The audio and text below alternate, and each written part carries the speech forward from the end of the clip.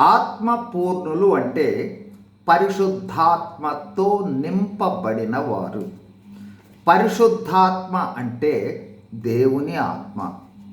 పరిశుద్ధాత్మ అంటే క్రీస్తు ఆత్మ. ప్రతి క్రైస్తవునికి ఒక ప్రత్యేకమైన ఏర్పాటు, ప్రత్యేకమైన పని, ప్రత్యేకమైన బాధ్యత దేవుని ప్రణాళికలో ఉంటుంది. దేవుడు మనలను ఏర్పరచుకున్న ఉద్దేశాలలో ఒక ప్రాముఖ్యమైన ఉద్దేశము దేవుని ప్రణాళికలో మన పనిని, మన బాధ్యతను నిర్వర్తించుట లేదా చేయుట. దేవుని పరిచర్యలు అనేకములను మనము సంఘంలోనూ సమాజంలోనూ చూస్తూ ఉంటాం.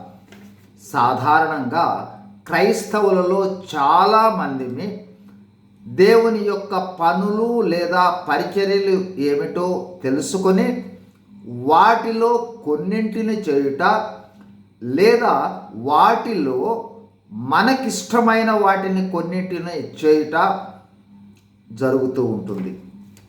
అందుకోసం పరిశుద్ధాత్మ సహాయాన్ని కోరుకొని మన పరిచర్యలను కొనసాగిస్తూ ఉంటాం. అయితే ఆత్మపూర్ణులైన క్రైస్తవులు అలాగూ ఉండరు. పరిశుద్ధాత్మ తమలో ఉన్నారనే గ్రహింపు కలిగి ఆ పరిశుద్ధాత్మని స్వరాన్ని మొదటిగా వింటారు.